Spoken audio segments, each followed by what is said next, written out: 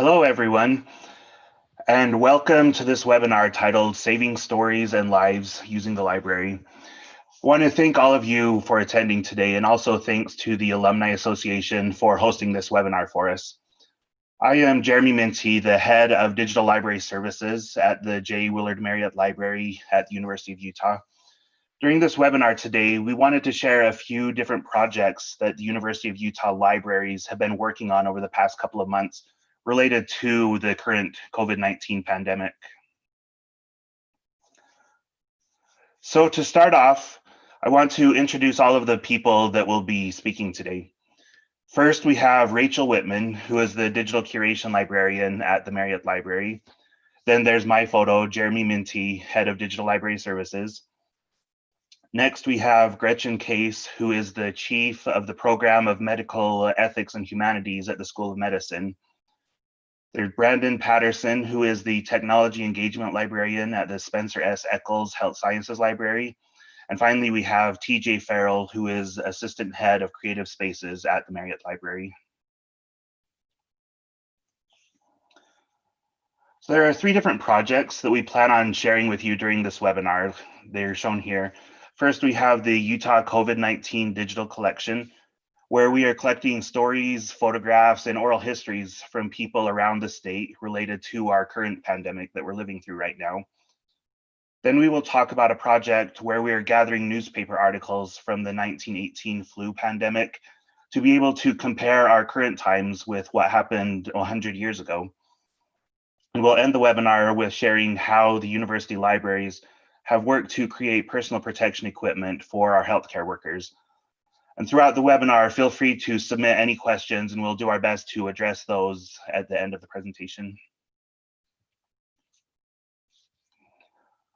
So before we jump into these three topics, I want to point out that you can find links to more information about each one of these projects on the Marriott Library's homepage. The URL there is lib.utah.edu. So on the left side of the screen, you can see the news and events section on that page. The three projects that we're going to be talking about today are the three that are currently advertised in that section. Then as more news stories are added to the library's homepage in the future, you'll be able to find links to those as well as other stories that the library has shared if you click that See More link there next to news and events.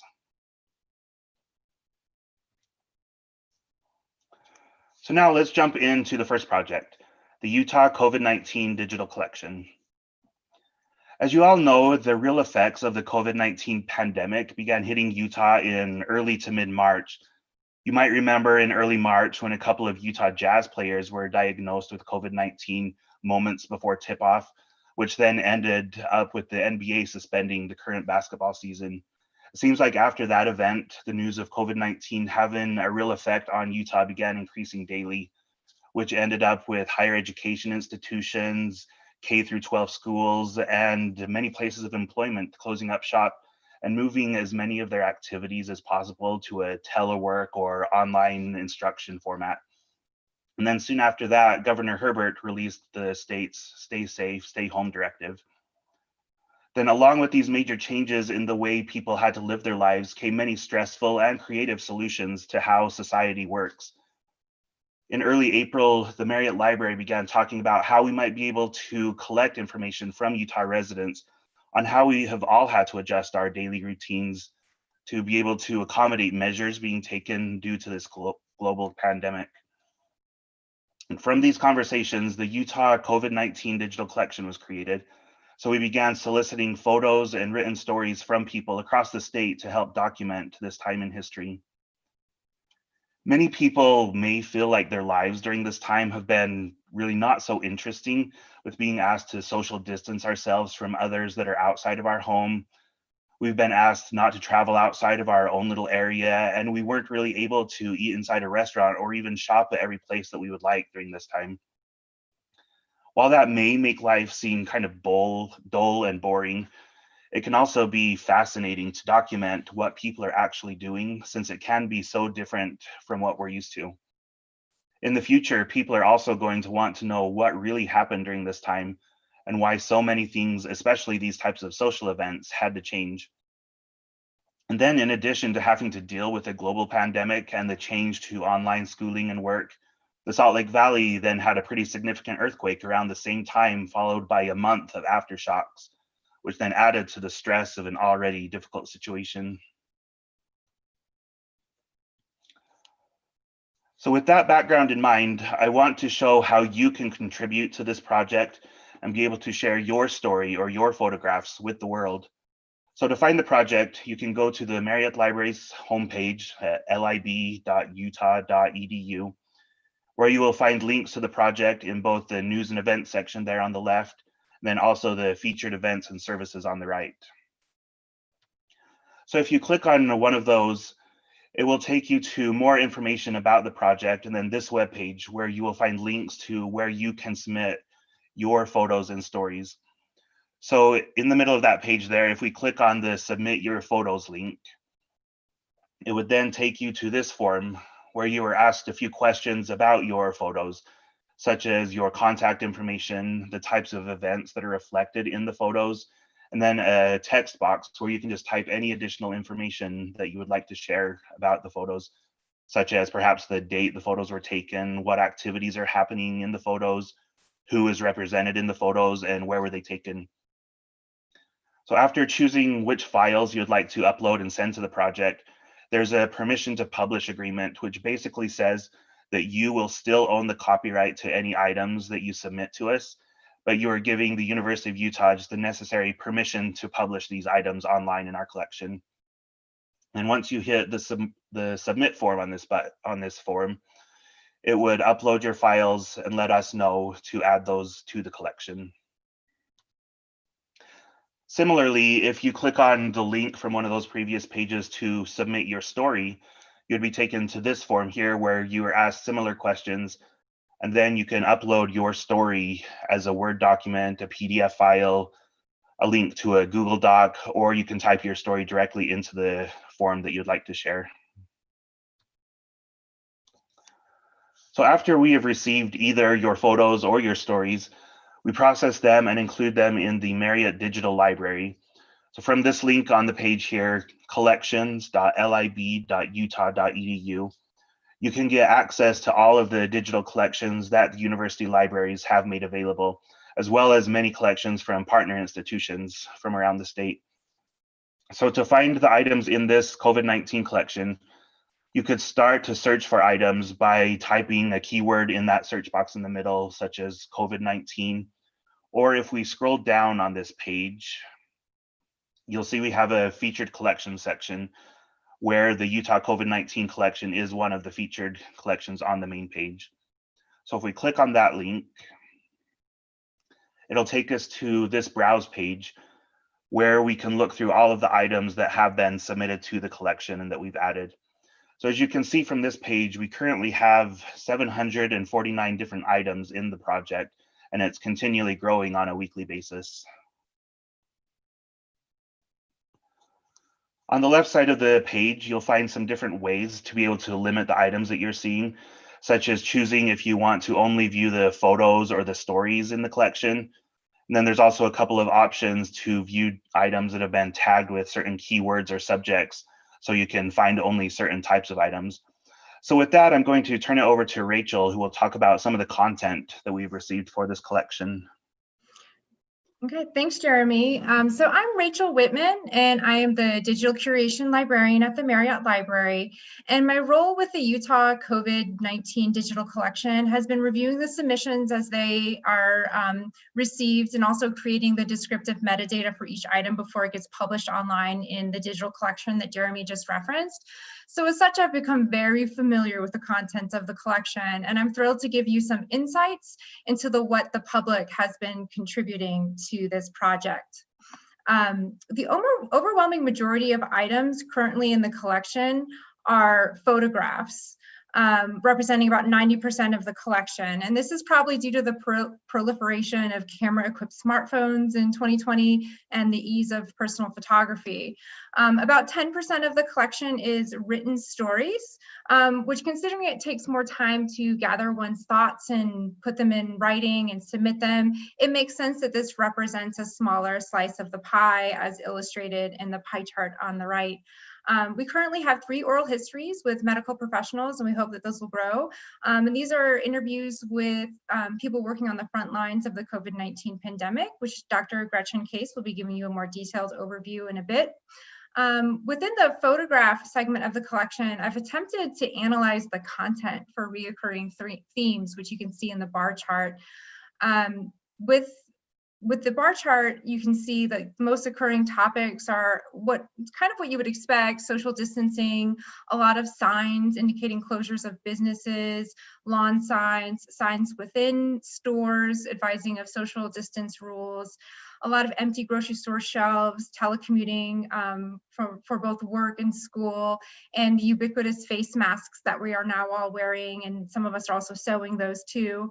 But there were some more surprising topics such as mannequins, which popped up, which I'll get into in just a little bit. But instead of telling you about the content, I will be taking you through some of these images from these major categories for some show and tell, which I hope will be fun and informative. But just to reiterate, what I will be showing you is just a very small representation of the collection, and I strongly encourage everyone to visit the collection online and browse through it yourself for an in-depth look.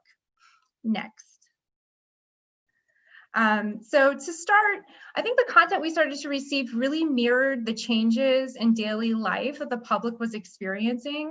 And one of those earliest experiences in mid-March was food and product shortages at our grocery stores.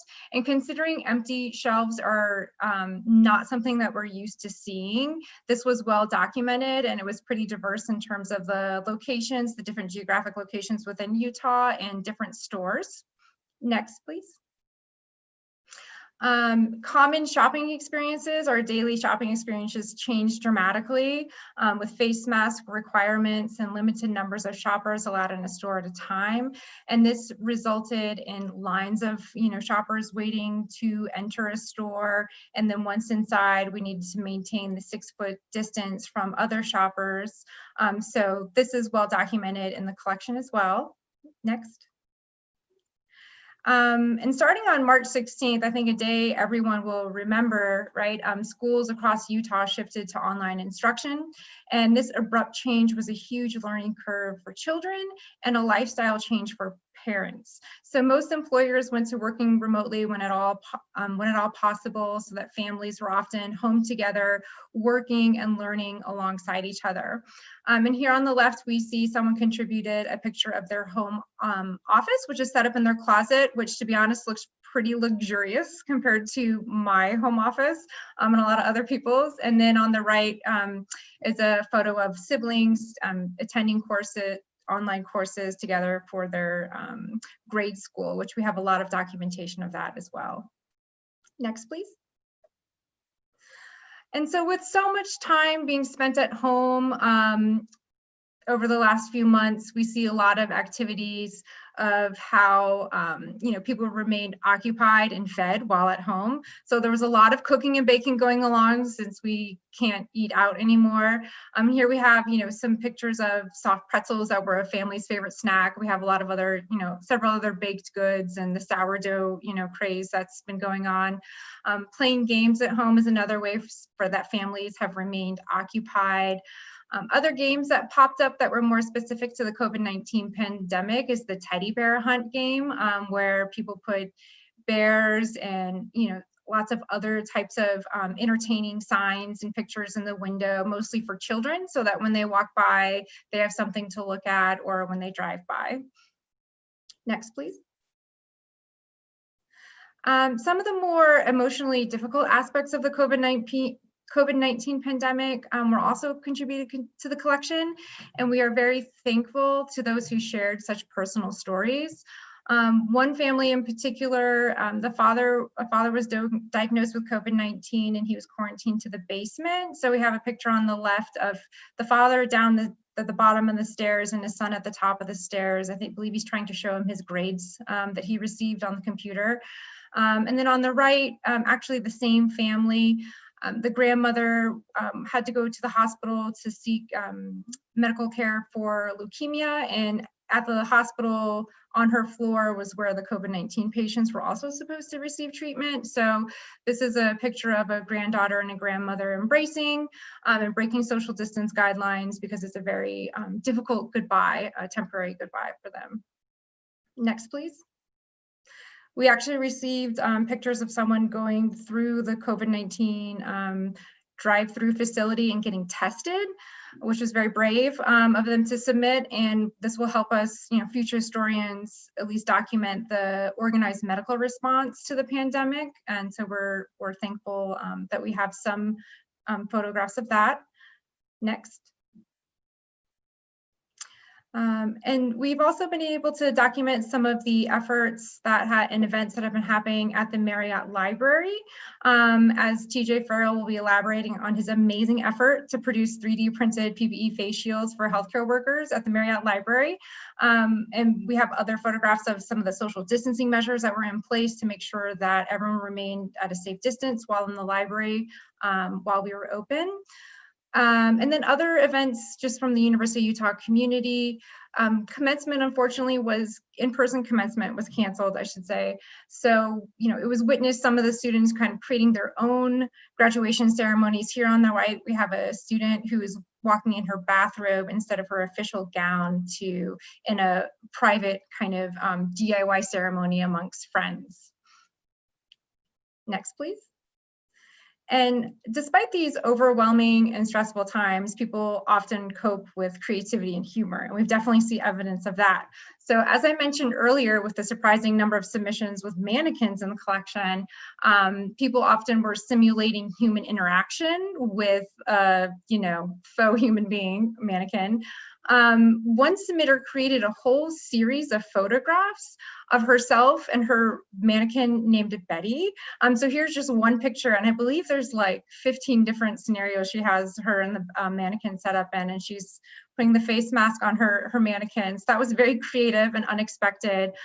There's also, people deal with things humorously as well. So here we have on the right a mother and a daughter hugging of what they, deemed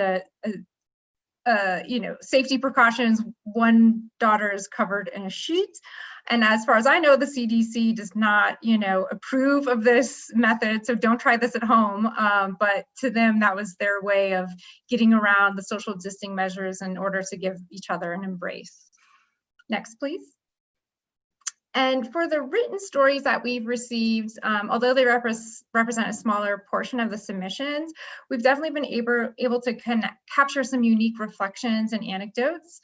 From the public, we've received some very personal accounts, including someone who unfortunately lost their mother during the COVID-19 pandemic, not due to COVID, but because of the pandemic. It really hindered the way her family was able to care for and grieve for their mother.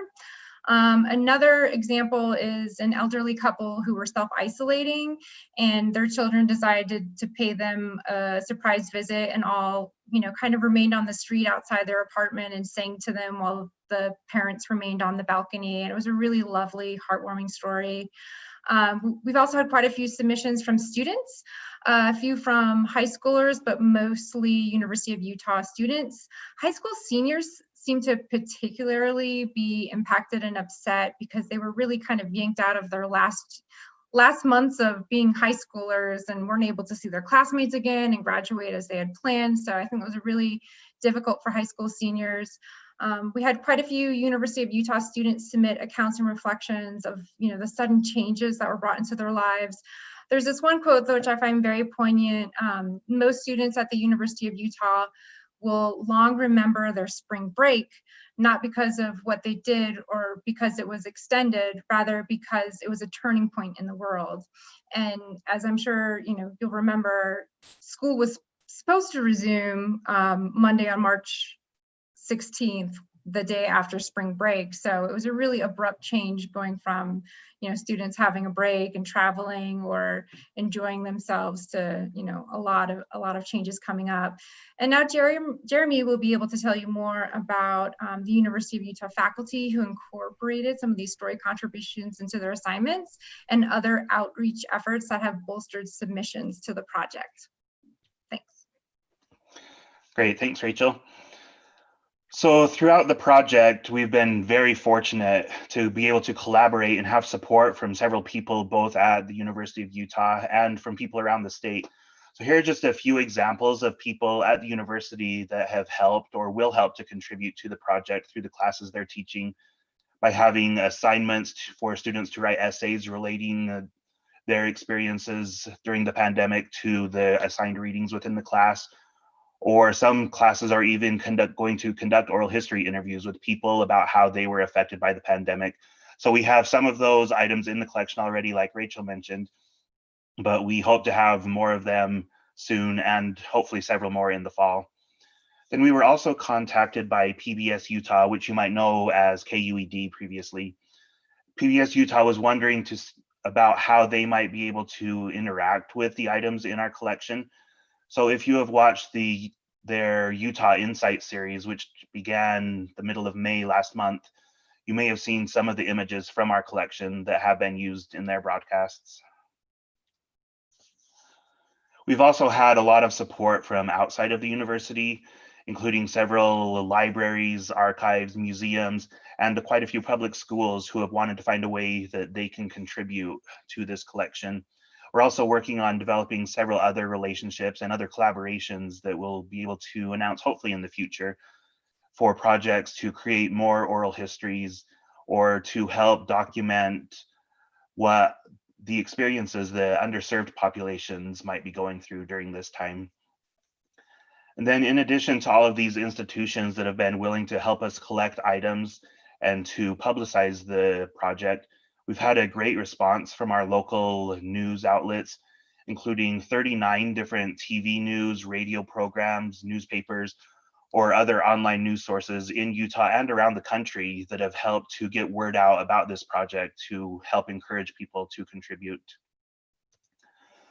So with that, one of the collaborations that was developed for this project was with the School of Medicine and the Eccles Health Sciences Library for an oral history project. So I'll turn it over to Gretchen and Brandon at this point to talk about that piece of the project. Thank you. I'll start, and Brandon Patterson, who's on the line, I hope you'll jump in where appropriate. So I'm Gretchen Case. I'm the Chief of Medical Ethics and Humanities and the program at the School of Medicine. Sorry, I forget my whole title. And I want to start by giving credit where credit is due. And first credit goes to Patrick Okersey, who you see on the left. He's one of our emergency room physicians. He is on the front lines of COVID.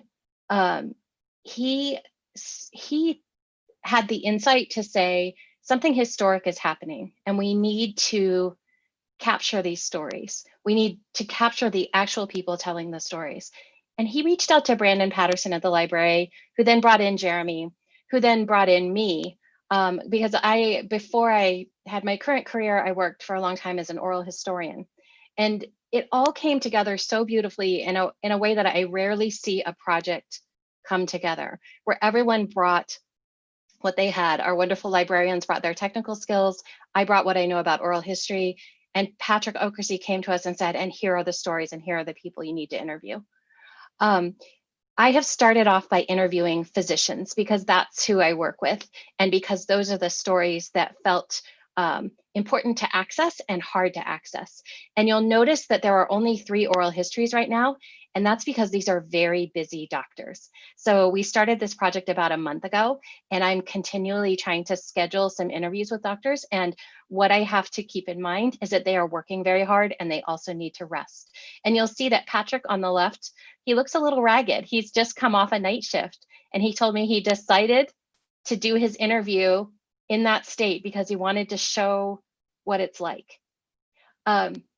These oral histories, so Patrick Okersey is an emergency room physician, and then Danny Babel and Emily Signor are hospitalists, which means they are taking care of people with COVID who have been admitted. All 3 of them, these interviews are about 30 minutes long. They are incredible. These are folks who are really thinking hard, not just only about what they are doing, but about what the people around them are doing, about the incredible creativity that it takes to deliver medical care in the midst of all these restrictions, the new ways that they have to work with their colleagues, with families, with hospital systems, what's happening nationally. And they are all taking into account also what they are seeing, which is the COVID pandemic is impacting some communities more than others. And that would be the communities we've all been hearing about: minority, underserved communities, people who are considered essential workers, and they have deep concerns about this. So the people who have agreed to do this oral history project with me are people who are really thinking hard about what this means as a moment in history and what it's going to mean going forward. With all the people that I'm interviewing, the plan is I'm interviewing them over time. So all 3 of these folks have agreed to be interviewed in another month or 2 and see where things are there, because this is unraveling or unwrapping or whatever you want to call it so quickly. Things are going to look very different in a month or 2 or in a year. So I see this as a long-term project. I very much want to speak to additional physicians. I have a long list. I also have a list of folks who are helping with creative things like what TJ is going to talk about. How do we solve problems with other talents and skills that are on campus or in the community? But I do want to say that this oral history project is not just about physicians or the medical campus or the hospital. Oral history, and I say this as an oral historian, and I'll have Gabby post some links in the chat for you all. Oral history is for everyone. And the idea behind oral history is that history is a series of stories, and each of you have a story to tell in this moment. So if you feel that you or someone you know has a particular story that is important to tell, and that maybe they can't or don't want to write it down and they want to be interviewed, you can do an oral history. And it's not that hard. The biggest thing is to listen and not talk. But you could capture someone else's oral history and put it in this collection. And that would be an important part of the record of how COVID looked in Utah at this moment. I'm happy to be a resource, but I also think that people should feel empowered to do these interviews on their own. And Jeremy has made the process so simple that it's just clicking buttons and then having some way of recording. I wanted to give a minute to make sure that Brandon or Jeremy want to say anything they want to say about this project, but I just, again, want to say, like, this is one of the reasons I love the University of Utah, is that someone has a good idea and reaches out and other people respond and we make things happen.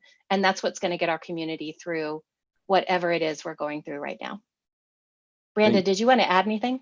Yeah, I was just going to mention that this is very powerful. I think Jeremy mentioned that these are some of the most viewed in the collection. So these are really hitting a mark with others. And so, yeah, I think, as you mentioned, Gretchen, this is really something we're hoping to continue to build. And I think it is important to note that anybody can really do this. If you have a family member, and even if you're keeping social distancing and you just want to do it over Zoom, Gretchen and I developed a protocol for that, and that's something that I'm hoping to write a blog post about and post on our website soon to get that information out there. So we're really excited to share these stories. They're really vital, and we're, like Gretchen said, we're continuing to see an evolution in terms of not only the disease, but also those being affected by it, the protests happening in the community. So certainly we want to hear those voices and have those a part of this collection as well.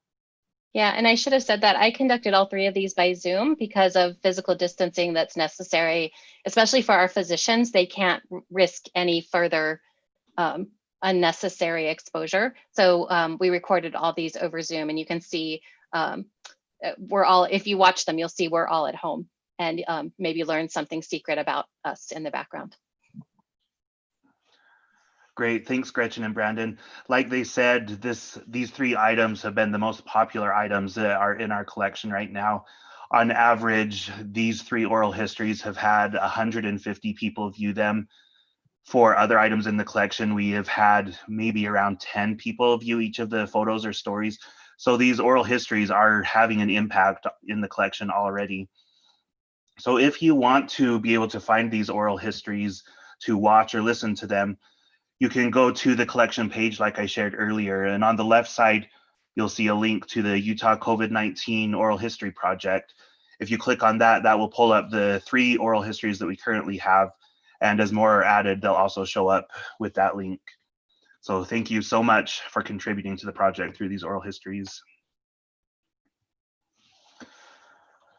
So at this point, we just want to encourage all of you to consider submitting your own photos or stories to the collection, or contact us if you have ideas for oral histories. And remember, you can find information about the project at lib.utah.edu, the Marriott Library's homepage. So now let's jump into the second project that we want to share information about during this webinar. That project is the 1918 flu pandemic newspaper collection. So as you probably know, our current pandemic isn't the first pandemic that has happened in modern history. Since we've recently passed the 100-year anniversary of the 1918 flu pandemic, we were curious to see how that pandemic and our current times might be similar to each other. So there aren't a lot of personal narratives or stories related to the 1918 pandemic that have been preserved over time. So in order to discover this type of information, we turned to newspaper articles that were published 100 years ago. So the Marriott Library hosts the Utah Digital Newspaper Project that you can access from digitalnewspapers.org. This project has made available digitized newspapers from around the state, starting with the first issue of the Deseret News in 1850. And then some of the newspapers on the site go up through 2019. We currently have around 3.7 million pages of Utah newspapers available on this site, and we should have around 8 million pages available in the coming years, which will then include nearly all of the newspapers from Utah that still exist starting in 1850 up through almost today. So with using Utah Digital Newspapers, we did some searches related to influenza and pulled out any articles that we could find that were published in 1918 through 1920. And that included nearly 1,200 articles, and I'm sure we'll discover some more in the coming weeks as we continue working on this project. So to find those newspaper articles from the 1918 flu pandemic, you can go to the Marriott Digital Library's homepage, just like we did for the COVID-19 collection, at collections.lib.utah.edu. Once you're on that page, if you notice in the middle of the page, right under the search box, there's a link to browse. So if we click on that, you'll be taken to this browse page of all of the collections that we have available in our digital library. The very first collection listed on this page is the 1918 flu pandemic newspaper collection. So let's click on that link. And then we would be taken to this browse page of all of the articles that we have discovered related to that pandemic. On the left side of the screen, you'll see some places where you can limit your search results so you don't have so many articles to look through. You can limit them to a certain year to see either the earlier or later articles from that time period. Or you can limit the results to a specific newspaper within the state if you wanted to see what might have been published within your local paper in your area. And then at the bottom, we've started creating a list of topics to help you discover certain types of articles on a specific subject that you might want to research. So zooming in on that topic list, you'll see that we're finding a lot of similar topics about the flu pandemic that we're discussing today with what's going on. So we've currently tagged about half of the articles that we have found with one of these topics here. So there's still some work to do to finish tagging those articles to help with discovery. But I want to highlight a few different topics that have been popping up in these articles that are interesting and related to today. So first includes articles about wearing masks. Just like today, people 100 years ago were told to wear face masks. This article here from the Ogden Daily Standard even included a little song to sing to the tune of "If You're Happy and You Know It." So everybody sing along. If you think you have a flu, wear a mask. Then if you look further down, you'll see the second verse. If you think that you're quite well, wear a mask. So they were being told the same kind of things that we are today. And this is a song that we should all learn and you can sing the next time you go to a store or have a family party or anything. Another set of articles that we've discovered are about developing a vaccine. Some doctors back then were warning people that even though initial vaccines seem like they might be working well, those vaccines really haven't been thoroughly tested, so they don't know the exact end results that they'll have. Or the government was warning that all new vaccines are really just experimental, They may lessen the incidence rate of the flu, but really they provide no cure for symptoms, which people were hoping for. Another interesting topic is with folk remedies that people were coming up with, where people might have been using bootlegger's rum or a lemon or cayenne pepper tea to help them smash the influenza bug and cure them of their symptoms. Earlier this year, Logan Mitchell, who is a research assistant professor in the Department of Atmospheric Sciences at the U, was doing some research on the history of air quality in Utah, and he came across several newspaper articles using Utah digital newspapers that were about the 1918 flu pandemic. So he started putting together a document of these articles related to that pandemic that he thought were interesting.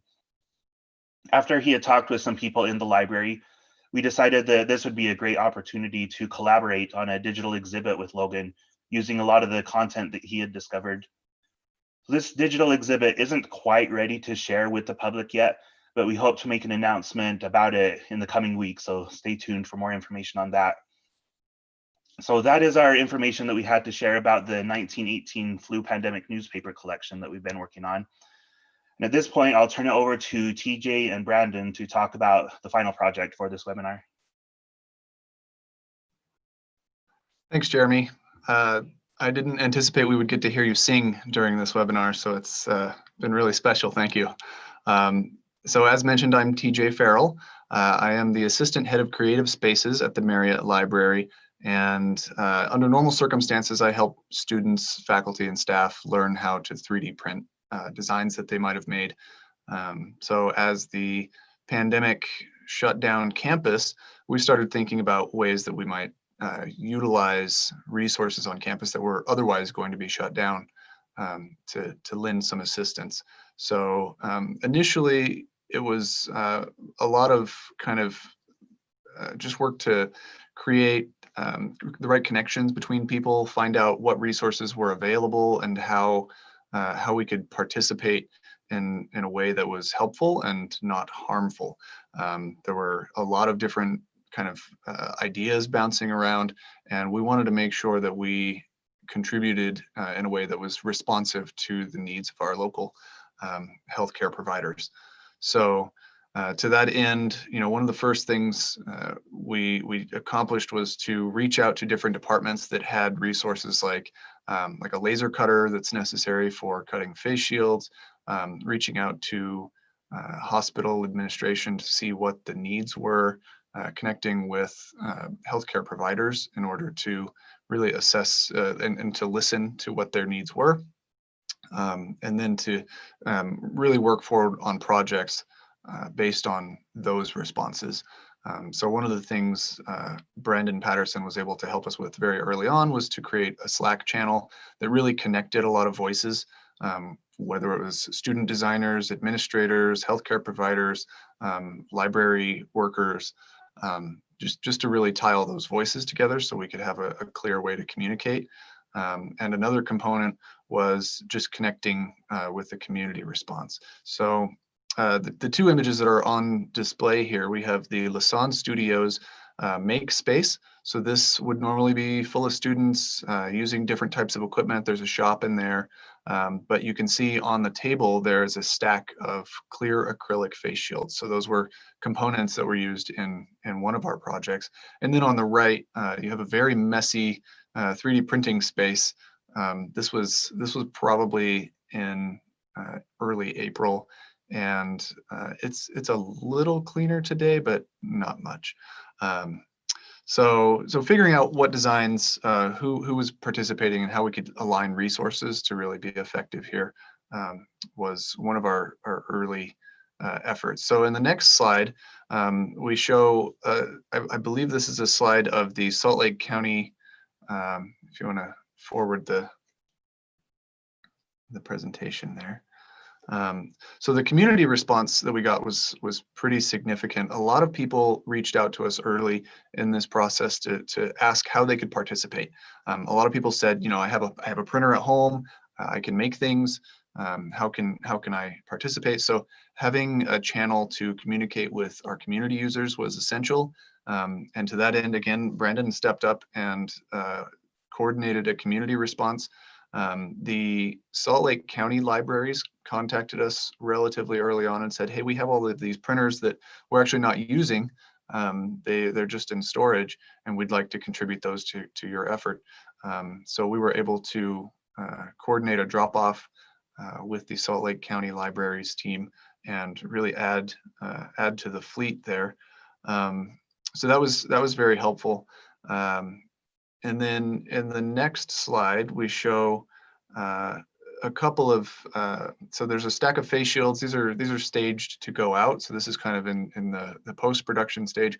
But then on the right, you can see this is how we coordinated drop-offs. So once a week, Brandon would send out a message to people saying, here's the design that we'd like. We need X number of these. We'll do drop-offs at this time on this day. And so we would put out bins, people would drop things off, we would bring them in, quarantine them for a while, and then they would go out for assembly. So another component was we had employees from the Marriott library would pick up these kits and they would take them home. So in the next slide, you'll see 3 of our dedicated assembly team. And this is where they would take the kits that included a laser cut component, the 3D printed components, some of which were sourced from the community, and then an elastic component that would be assembled and then sent back to the library. And then we would collect those and distribute them for donation. So yeah, the project involved really lots of people from different parts of campus.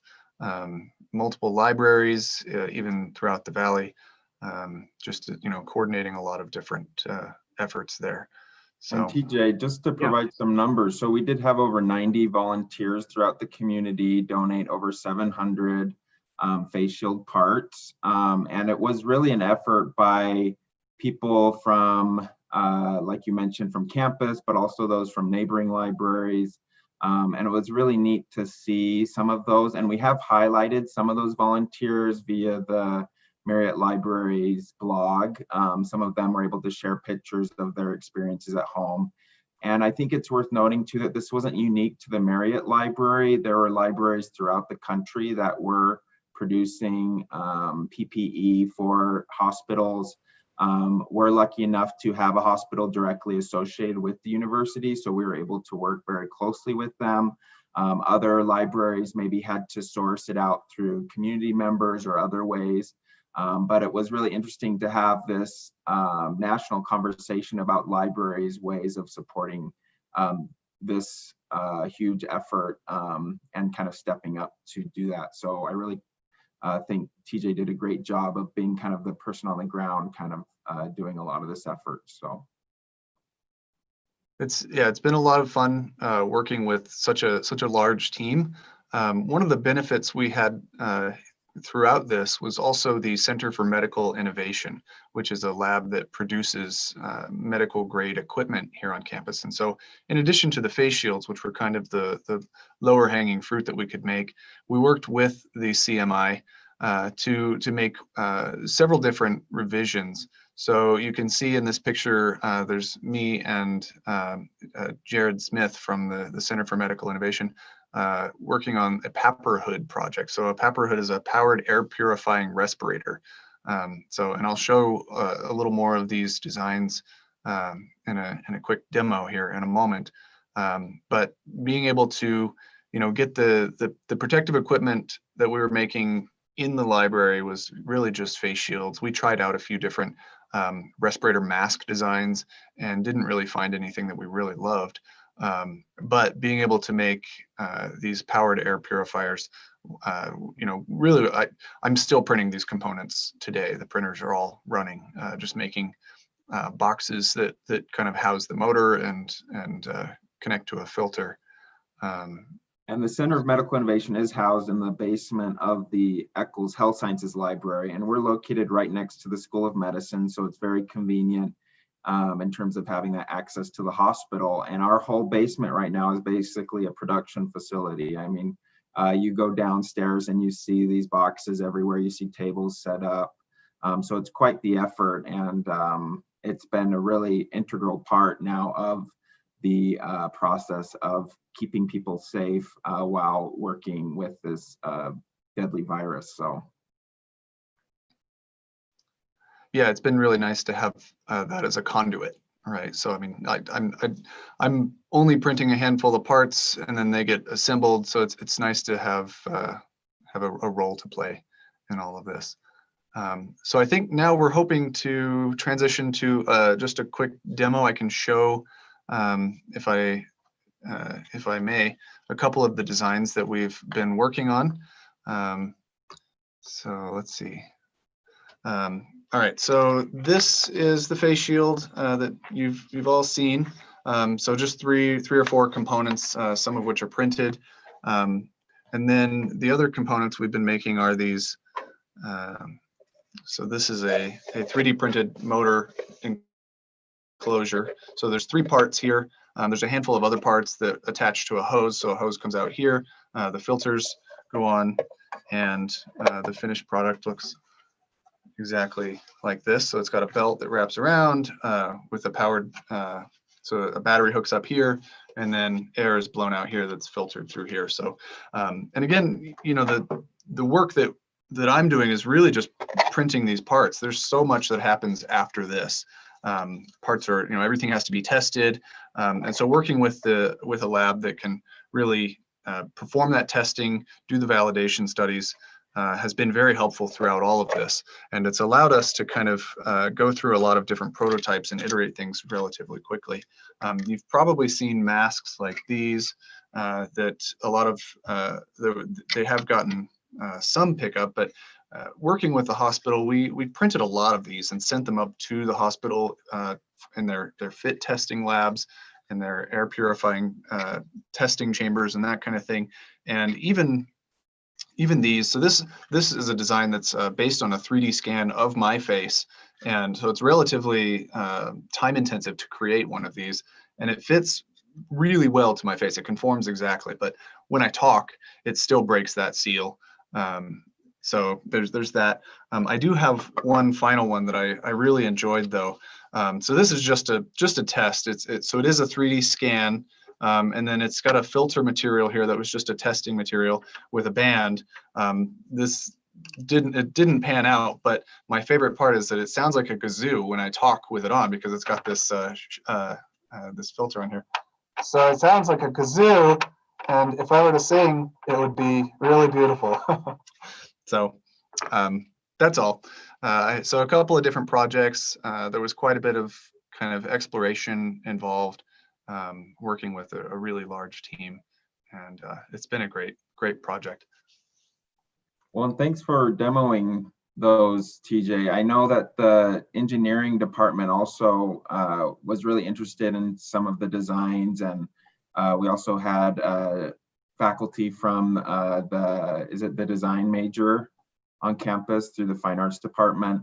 And all those communications were happening via Slack. So there was a community that was forming at the university, and is currently still there, that kind of discusses a lot of these situations and would talk about, well, what are ways that we can, even beyond just the making process, what are ways that we can sanitize these things, or what are ways we can make sure that we can use less of it. So kind of having some of these ventilators and things, or the machines outside of the rooms themselves, so those people could maintain that social distancing, was something that was talked about during this pandemic via the Slack channel. And also the hospital, we had some vital members of the hospital that were also a part of those discussions, so making sure that they can kind of give what their highest needs were. So we weren't just creating things just to create them. We were really addressing those needs that were most needed at the time.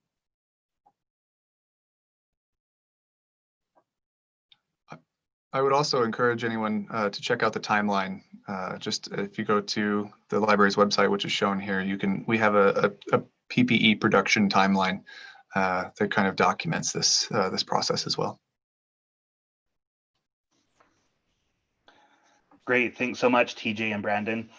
And thank you to everyone for attending today's webinar. It doesn't look like we've had any questions submitted through the chat, but we've enjoyed talking with you today about these projects that the university libraries have been working on for the last couple of months.